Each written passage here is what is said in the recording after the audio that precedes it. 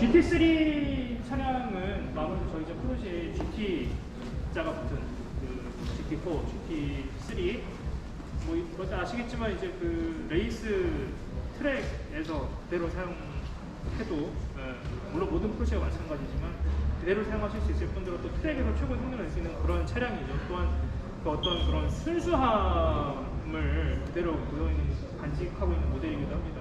오늘 저희가 준비한 이 두 대의 차량이 한 대는 그 이제 엔진을 사용하는 차의 거의 정점에 있는 모델, 또 나머지 한 대는 이 전기만을 사용하는 그 스포츠카 하이칸을 또 기반하고 있는 그 크로스오버 차량, 이 두 가지 양 거의 극단에 있는 차량이잖아요. 특히 이제 GT3 같은 경우는 또 많은 분들이 사랑하시는 그러니까 이 터보 차저가 들어가지 않은 자연흡기를 이번에도 그대로 보수를 하고 있고, 저희 이번 GT3 차량도 직전 세대 또 우리 저희 모터스포츠 차량과 마찬가지로 고회전 자연흡기 컨셉을 그대로 유지를 하고 있습니다. 이따 차량 뭐 직접 둘러보시겠지만 차량에 저희 항상 모든 포르쉐 모델이 가운데 계기판 가운데는 아날로그 타코미터 유지하고 있잖아요. 숫자가 10까지 써 있어요. 그러니까 상징적으로 이제 10,000rpm까지 표시가 되어 있고 실제로 9,000rpm까지 사용하실 수 있고요. 자유롭게 특성 그대로 출력은 지속적으로 증가를 해서 8,600rpm에서 최대 출력이 나오도록 설계가 되어 있습니다. 이제 그런 것들을 시각화할 수 있는 요소로서 그 이제 PDK 모델을 저희는 판매를 하니까요. PDK 차량 같은 경우에는 이제 계기판을 그 트랙 모드로 설정을 하시면은 변속 시점을 알려주는 이 그래프가 이제 RPM이 거의 끝까지 돌아갈 때 그때 이제 파란색이 뜨도록 되어 있습니다. 그렇게 타라는 거죠. 네.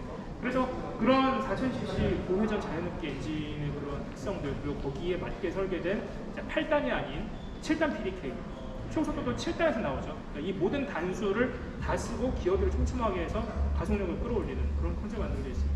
그러니까 최고의 출력을 가지고 있는 차는 아니에요.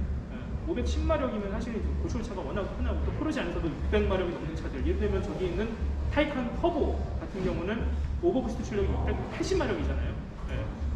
굳이 따지자면 제로백도 저 차가 0.1초가 더 빠릅니다. 3.4초, 3.3초.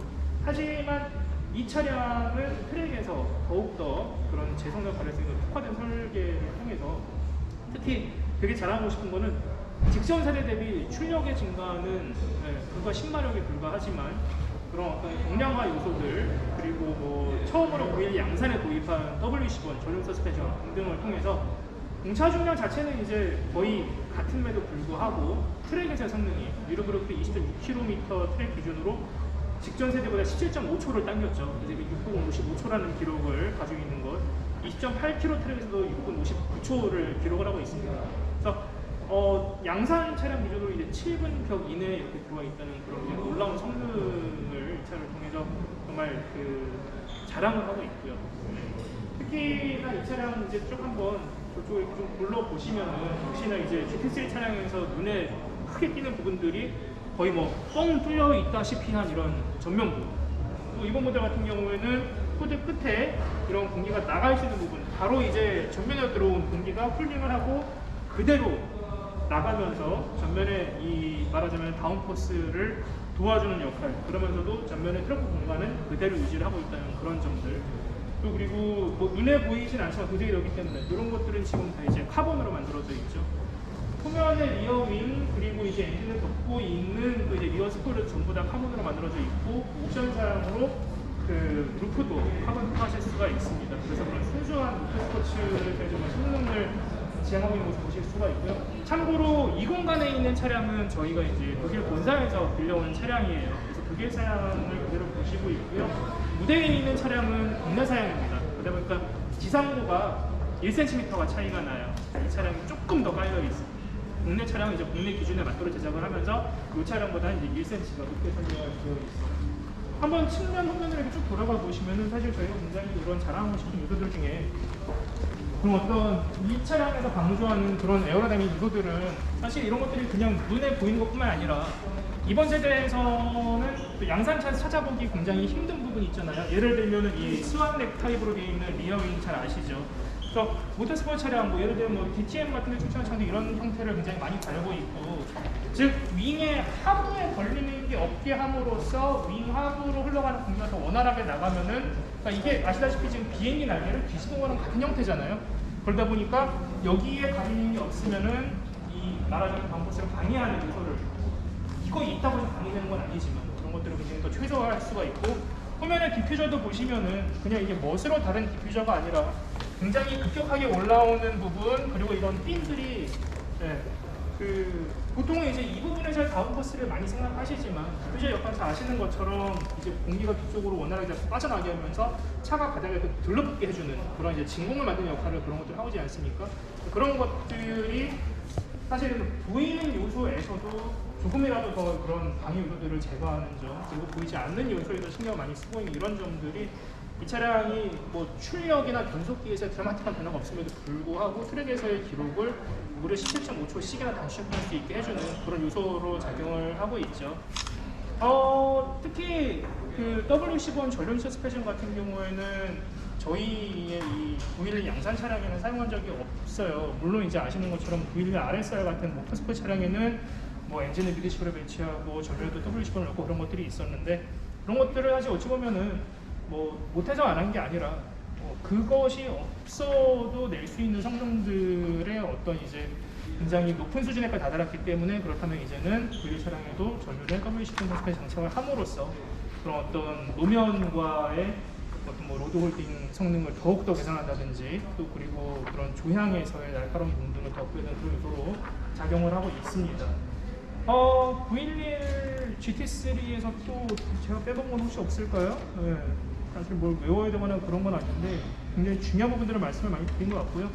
예를 들면은 측면에서 말씀되시니까 1 같은 경우도 보시면은 이제 992 차량, 그러니까 이런 GT 차량이 아닌 까레라 차량들도 리어에 1인치 더 큰 휠을 장착하고 있는 거, 이런 것들은 이제 기존에는 이제 GT3 RS의 부분들이 GT3 또 그리고 GT가 아닌 이제 일반 까레라 차량들 전부 적용이 된 부분인데, 보시면은 사실 휠 같은 경우도 지금 GT3는 이제 뭐 센터라고 장착하고 있는 부분, 그리고 뭐 눈에 보이는 부분은 아니지만 전부 이제 경량 단조 휠을 장착한 부분. 프론트 같은 경우 저희가 이제 911이 차가 이제 더 와이드해지면서 트랙이 늘어나면서 GT3 같은 경우에는 프론트 휠의 림폭도 기존에 이제 9J에서 9.5J로 0.5가 늘어났습니다. 그래서 그런 어떤 이 강력한 성능들을 받아줄 수 있는 이제 후륜과 또 여전히 이제 날카로운 조향을 담당해야 되는 이런 전륜들의 조화들이 차량에 어떻게 장착되는지 보실 수 있을 것 같아요. 실내 같은 경우에는 굉장히 인상적인 부분은 되게 많은 분들이 또 992가 나올 땐 아쉬워하셨지만 또 GT3를 굉장히 좋아하시면, 예를 들면 이제 변속 레버, 이제 셀렉터 레버 같은 경우가 수동 변속기하고 동일하게 이 형태가 설계가 되어 있지요. 왜 992 일반 차량이 안 해주고 여기는 해줬나 뭐 이런 궁금증이 드실 수도 있는데, 아무래도 더 트랙에서 극한의 성능을 내야 하는 차량에서는 저희가 이제 패들 시프트가 스티어링 휠 돌아갈 때 같이 돌아가니까, 그래서 그런 수동 변속이 필요할 때는 스티어링 휠을 조향만 낮게 하고 이제 변속에 대한 부분은 또 이 셀렉터 레버를 통해서 플러스마이너스 사용하실 수 있게 하는 그런 부분과 사실 또 이제 감성적인 부분도 굉장히 크다고 생각이 되고요.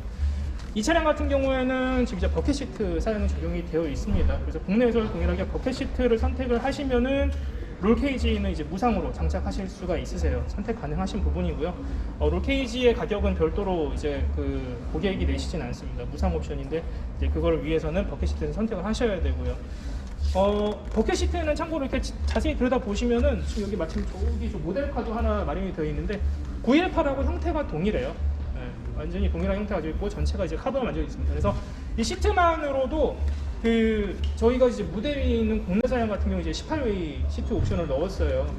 그 시트에서만도 무게 차이가 얘를 넣었을 때와 쟤를 넣었을 때 무게 차이 22kg이 납니다. 그래서 더 이제 퓨어한 거, 더 어떤 그런 모터스포츠 경례에 관심 있으신 분들은 또 이런 버켓 시트 옵션을 통해서 굉장히 형태적으로도 그런 918 스파이더의 그런 모습들을 또 고스란히 가져오기도 하지만 기능적으로도 무게가 많이 절감이 되기 때문에 성능에서 향상도 기대하실 수가 있는 그러한 부분들이죠. 이 차량에 대해서는 제가 이 정도로 간단히 설명드릴 수 있을 것 같고요. 또 이번에 저희가 굉장히 여러분들께 자랑스럽게 소개해드리고 싶은 부분이 바로 이 GT3 크로노그래퍼입니다. 저희 포르쉐 코리아 AS에서 이 액세서리 담당하시는 한준구 매니저 함께 하고 있는데요. 시계 쪽으로 또 이동하셔서 시계 소개 한번 들어보도록 하겠습니다.